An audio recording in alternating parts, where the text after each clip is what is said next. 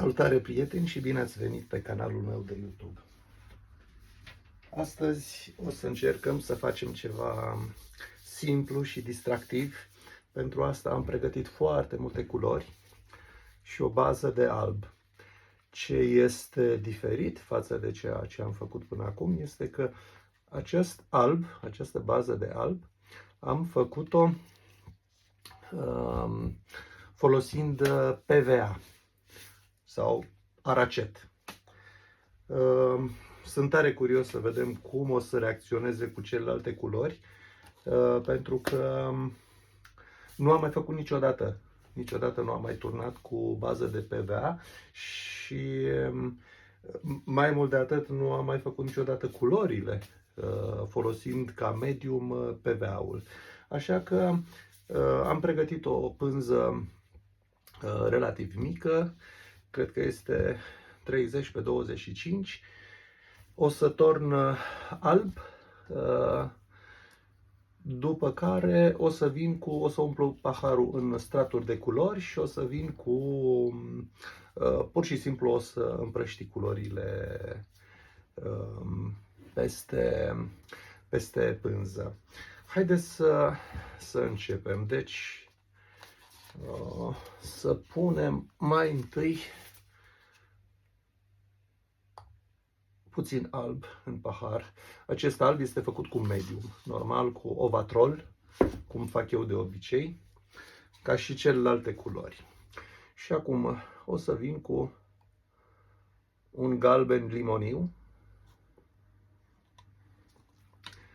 cu toate că ar fi fost interesant să vin cu... Nu, haideți să mergem așa. O să merg cu nuanțele de roșu. Avem oranj,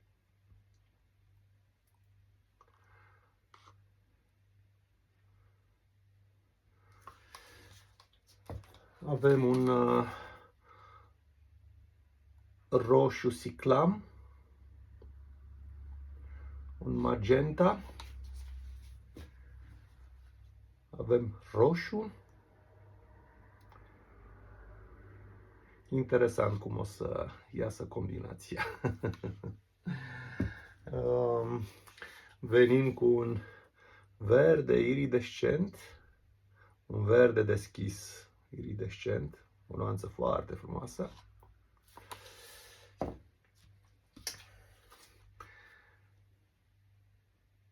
Turcoaz, albastru turcoaz.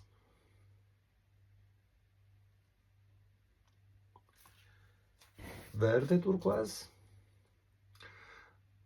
Aș fi vrut să vin cu verde turcoaz mai întâi, dar ca să avem și puțin contrast, atunci am venit cu albastru mai întâi, albastru turcoaz și violet.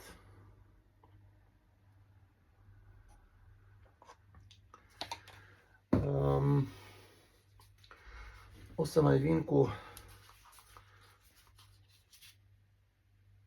puțin alb deasupra și cred că este suficient. Cred că este suficient.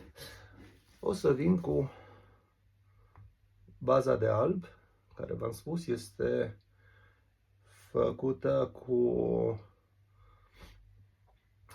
cu PVA. Am folosit o parte PVA, o parte apă și o parte alb de la PBO.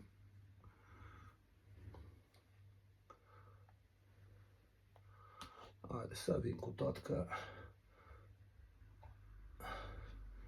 dacă nu o să fiu mulțumit de rezultat, oricum nu o să-l mai folosesc.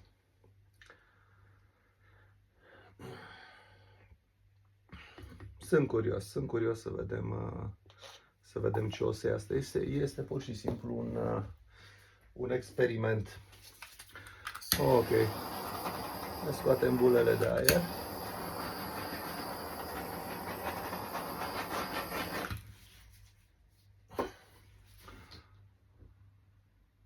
Mai înclinăm puțin pânza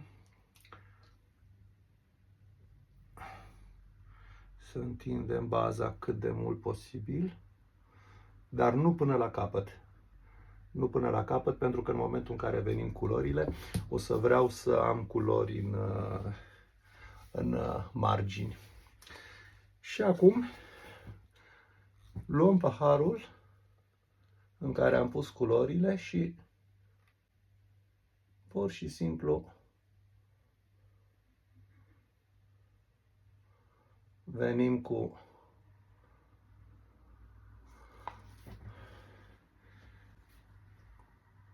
el. Da, uitați ce forme frumoase s-au format. Încă mi-a mai rămas ceva aici, dar bun, haideți să folosim pe colțuri, pentru că vom avea nevoie să se întindă culoarea și pe margini.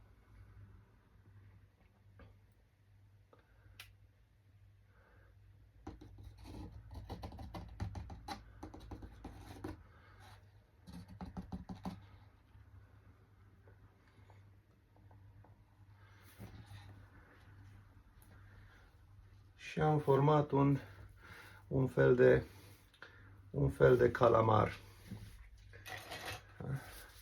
Vedeți aici deja vopseaua se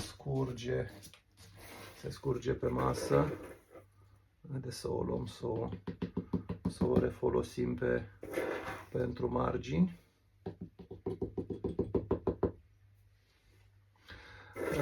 Deja văd o reacție diferită față de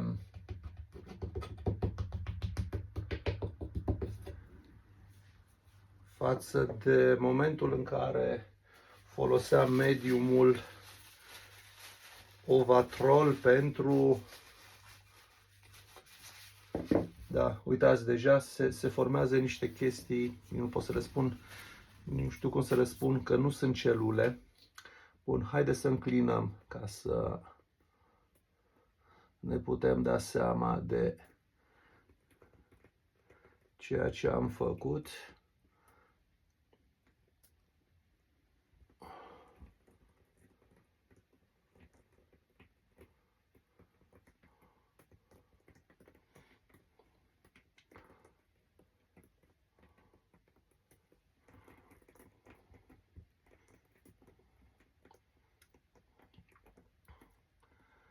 Venim și în colțul ăsta, puțin, și aici.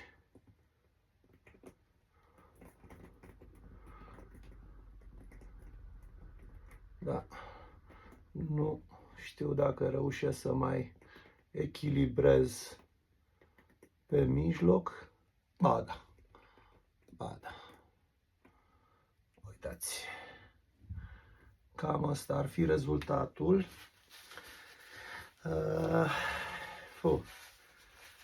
Nu știu ce să zic.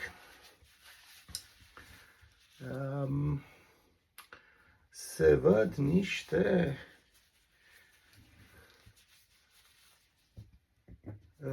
deci reacția dintre vopseaua făcută cu medium Ovatrol, intrând în reacție cu baza albă pe care am făcut-o cu PVA, nici nu știu cum să explic cum se vede. Este o chestie diferită. Este o chestie diferită. Să mai înclinăm puțin, să echilibrăm puțin.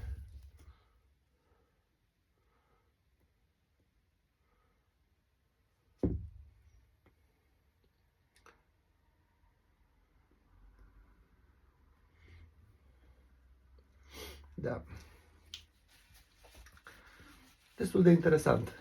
Destul de interesant. Nu a ieșit ceea ce vroiam eu să iasă, dar oricum este interesant. Încep să se facă și niște celule frumoase. Aici avem o combinație frumoasă de albastru cu galben. foarte interesantă. Spargem puțin bulele de aer.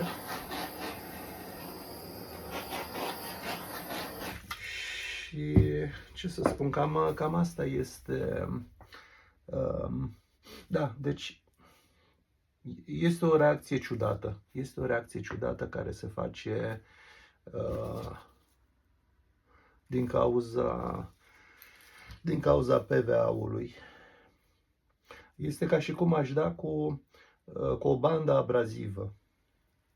Cam asta este reacția culorii făcute cu medium de la Ovatrol și baza făcută cu PVA. Da, e interesant, e ceva nou pentru mine. Bun, compoziția este mai puțin importantă. Ce am vrut să fac este să văd efectiv cum reacționează o culoare pe care o fac cu medium Ovatrol și o culoare pe care o fac cu PVA. Da, nu știu ce să spun. Nu știu ce să spun. Aștept să se usuce și poate o să am o altă viziune. Dar clar, eu văd deja văd diferențe foarte mari între PVA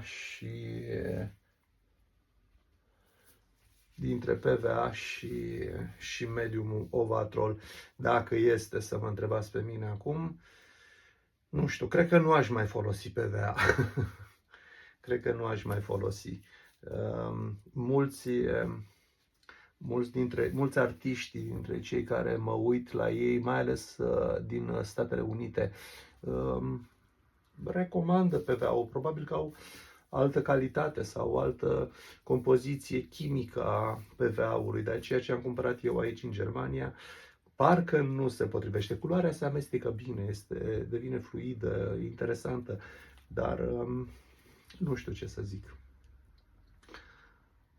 Cel puțin acum la varianta udă rămân de partea Ovatrolului. Da, bun. Vă mulțumesc, prieteni, pentru că m-ați urmărit. Sper că ați învățat ceva din ceea ce am făcut eu aici.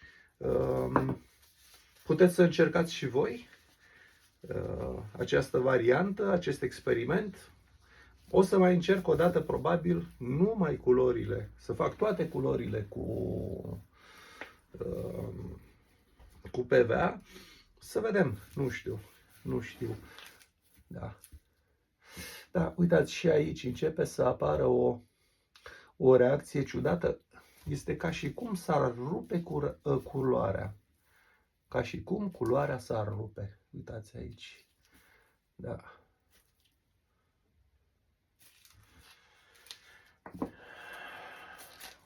Da, cred că o să vă arăt, o să cobor camera înainte de a închide videoclipul, o să cobor camera și o să vă arăt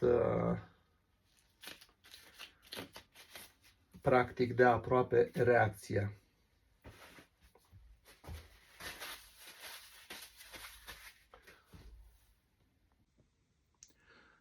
Deci, uitați, cam așa ceva iese. Deci, nu se combină chiar atât de frumos și de plăcut. Uitați, aici se vede foarte bine. Aici se vede foarte bine cum reacționează PVA-ul cu vopseaua. Aici, pe mijloc, avem, uitați, încă nu a pătruns PVA-ul. Aici, pe mijloc, avem culoarea făcută cu medium de la Ovatrol. Dar, pe margini, uitați. Cam asta este reacția PVA-ului. Da. Și aici, uitați, un colț foarte frumos unde PVA-ul nu a pătruns. Ce celule frumoase s-au format. Iar aici, uitați, aici avem deja PVA. Fără PVA, cu PVA. Da. Cam asta este, prieteni. Vă mulțumesc mult pentru că m-ați urmărit și vă aștept în continuare pe canalul meu. Dacă v-a plăcut, puteți da un like, mă puteți urmări, vă puteți abona la canalul meu, nu vă costă nimic și sper ca în continuare să vă pot oferi lucrări și sfaturi cât mai utile pentru arta pe care doriți voi să o realizați. La revedere!